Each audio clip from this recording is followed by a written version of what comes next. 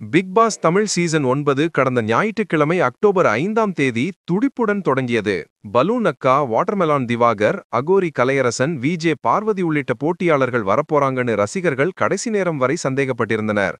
ஆனால் அவர்களின் நுழைவு ரசிகர்களுக்கு சுவாரஸ்யம், அதே நேரத்தில் கடுப்பு இரண்டையும் தந்தது.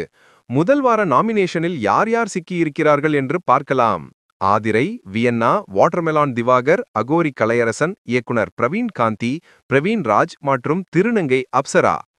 வாட்டர்மெலான் திவாகர் வீட்டில் இருக்கும் வரை என்டர்டெயின்மெண்ட் காப்பு, இதனால் ரசிகர்கள் அவருக்கு ஓட்டு போட்டு ஆதரிக்கிறார்கள். ஆதிரை அதிக வாக்குகளுடன் முன்னிலையில் உள்ளார். அதே சமயம் வியன்னா, பிரவீன் ராஜ் சேஃப் ஜோனில் பாதுகாப்பாக உள்ளனர்.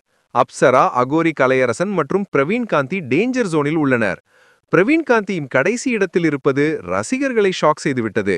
அகோரி கலையரசன் வீட்டில் ஏன் வந்தார், என்ன செய்ய போகிறார் என்பது இன்னும் தெரியவில்லை.